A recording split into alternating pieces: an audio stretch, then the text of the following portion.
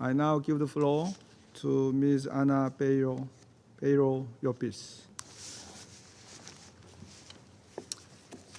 Mr. President, distinguished members of the Security Council, I am pleased to present today the 12th report of the United Nations Investigative Team to promote accountability for the crimes committed by Daesh ISIL. In line with Security Council Resolution 2697, which extends the mandate of the Special Advisor and the investigative team until 17 September 2024 only, the team has initiated its drawdown and liquidation to ensure an orderly withdrawal from Iraq by that date. At the same time, the team continues to deliver its mandated activities under Security Council Resolution 2379. This is being done in close coordination with the government of Iraq and other relevant stakeholders. Since my appointment, I have met regularly with the chair of the National Coordinating Committee as the designated representative of the government of Iraq. I have engaged with other Iraqi authorities, notably the judiciary, who have contributed significantly to our investigations and evidence collection efforts. I have met with survivors and with local civil society organizations.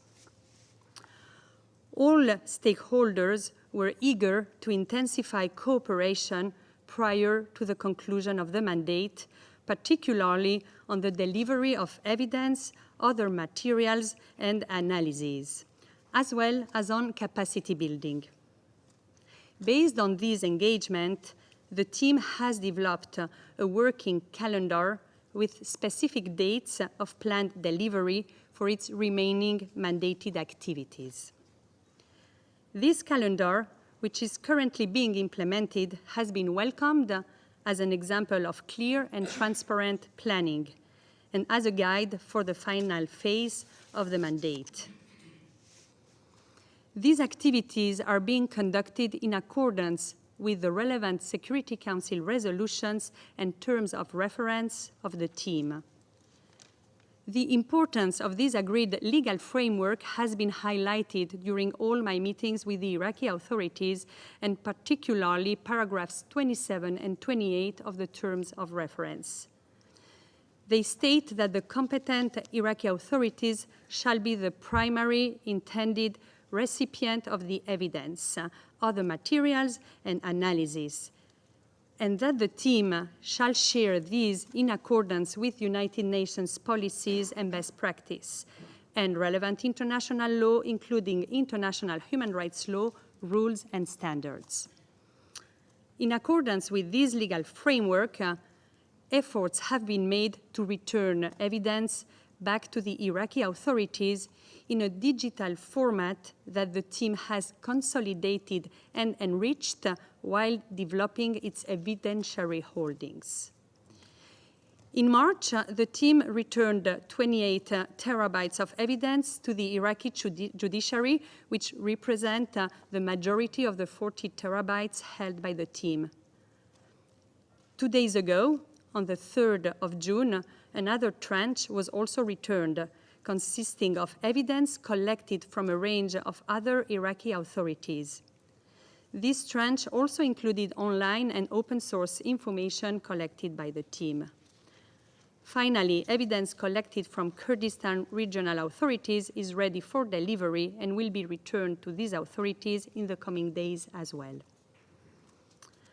Some of these returned evidence was generated because of the close collaboration between the team and the Iraqi authorities, such as when excavating a mass grave together and collecting physical evidence, or acquiring data from seized ISIL digital devices held by the Iraqi authorities with technical support from the team, or also through the digitization of millions of ISIL-related paper records stored in criminal courts across the country. The team has also been active in delivering its own materials and analysis to the Iraqi judiciary along with underlying evidence. This includes evidence originally collected and produced by the team. These are the products of its investigations and have allowed the team to assess, in line with its mandate, that acts committed by Daesh in Iraq may amount to war crimes, crimes against humanity, and genocide. An analytical report on Diwan Bet al-Mal, or the Treasury Department of Daesh, was delivered to the Iraqi judiciary in February. A case assessment report on the Tikrit Air Academy massacre was also delivered 2 days ago, on the 3rd of June. And an analytical report on sexual and gender-based crimes and crimes against children against the Shia Turkmen has also been prepared for delivery over the next days. Finally, additional evidence, other materials, and analyses will be delivered to the Iraqi authorities by 17 September 2024.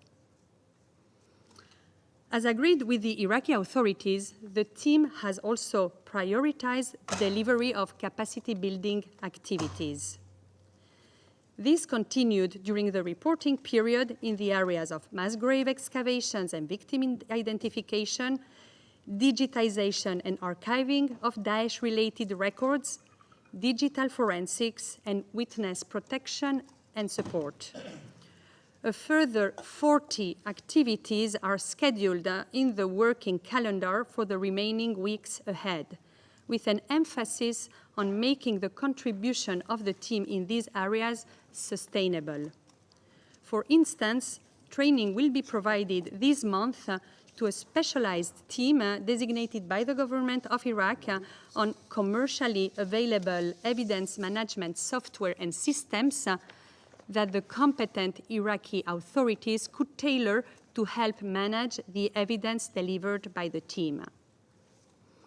I also wish to note that over the past 6 years, in cooperation with the competent Iraqi authorities, the team has excavated 67 mass graves, digitized 18 million pages of ISIL-related paper records, and extracted data from a significant number of seized ISIL digital devices. The team has also continued to respond to requests from third state jurisdictions during the reporting period in support of their national investigations and prosecutions. To date, a total of 20 third states have requested assistance, with 246 requests received overall. 67 requests remain ongoing. These were recently reviewed by the team and prioritized with the intention of completing as many as possible prior to the conclusion of the mandate. In January, the Central Criminal Court in Lisbon, Portugal, convicted an Iraqi Daesh member for committing war crimes in Mosul, largely based on evidence provided by the team in close cooperation with the Iraqi judiciary. These included 13 survivors and witnesses who testified by video conference from Iraq, and copies of a case pending before a court of Mosul. This is just one of the many examples where Iraqi judicial counterparts have supported the team in responding to requests from third state jurisdictions. It speaks to the crucial role Iraq will play in ensuring the global accountability of Daesh after the conclusion of the mandate.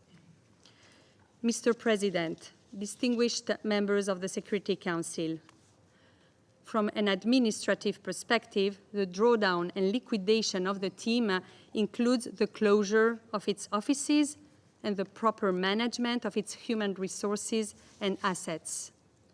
This is ongoing.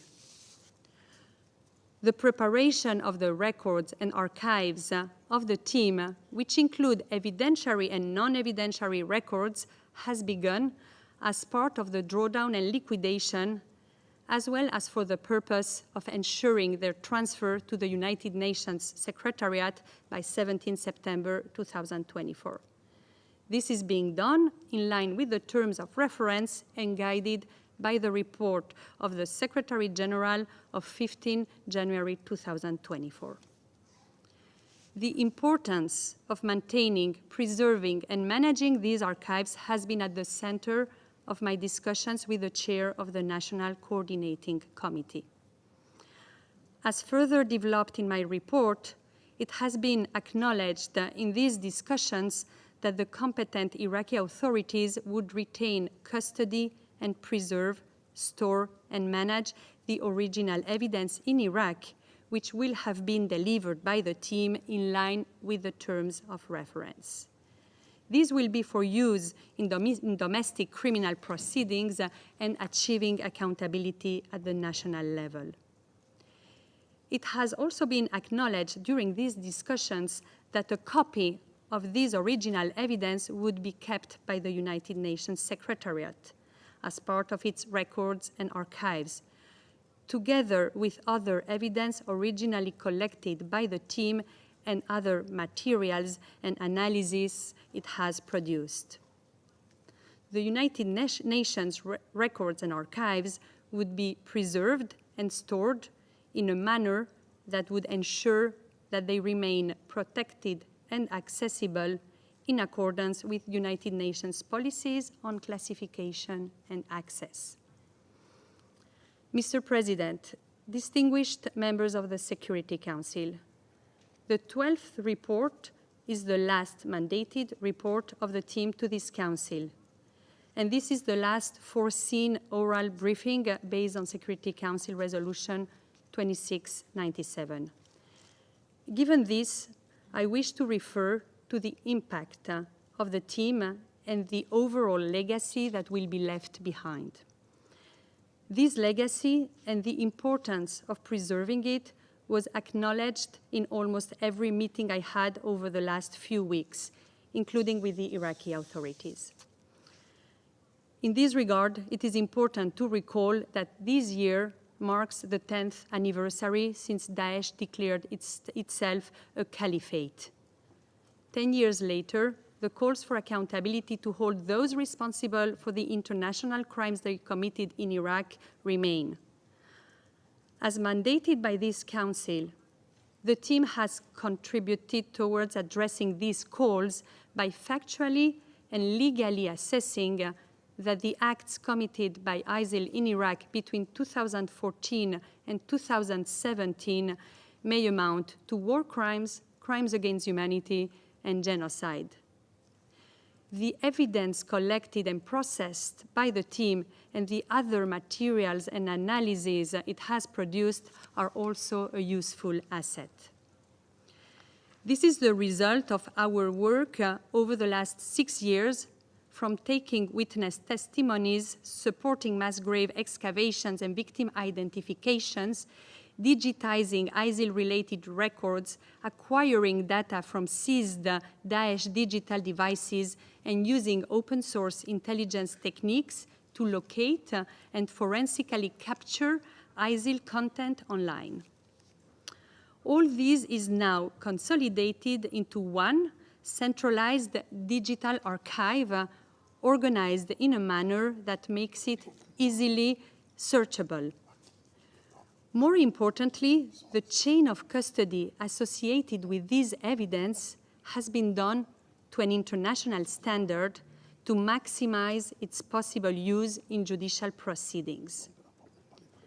These products will remain beyond the closure of the team, and member states, including Iraq, could consider them in the future to hold ISIL perpetrators accountable for the international crimes they committed in Iraq.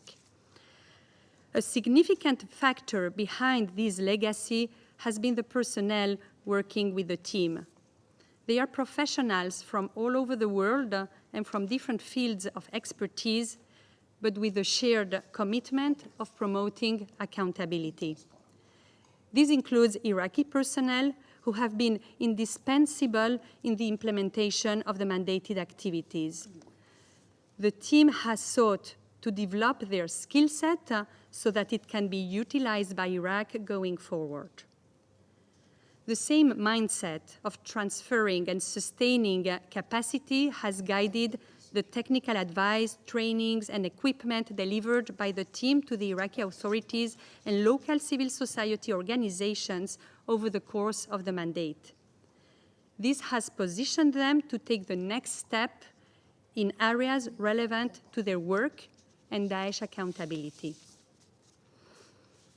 Mr. President, distinguished members of the Security Council, in closing, let me recall that the request from the government of Iraq in 2017 and the establishment of the team by this council in response paved the way for 6 years of work that has permitted the team to legally assess that the acts committed by ISIL in Iraq may amount to international crimes. 6 years working closely with the Iraqi authorities and other stakeholders to implement this mandate. 6 years working with survivors, victim families, and impacted communities, including Christian, Kakai, Shabak, Shia, Sunni, Turkmen, and Yazidi. I wish to use my last words to acknowledge the extent of their support and the contribution individuals from these communities have made by coming forward to give their account and share their horrific stories and painful memories. They are, in many ways, inseparable from the legacy of the team and represent the reason why accountability for the international crimes committed by Daesh in Iraq must continue. This is critical, not just to hold those who committed these crimes to account, but also, as this Council underlined in 2017, to ensure that the interests of the survivors in achieving this accountability are fully recognized. Thank you, Mr. President. I thank Ms. Peyró Llopis for her briefing. I now give the floor to those council members who wish to make statements. I give the floor to the representative of the United Kingdom.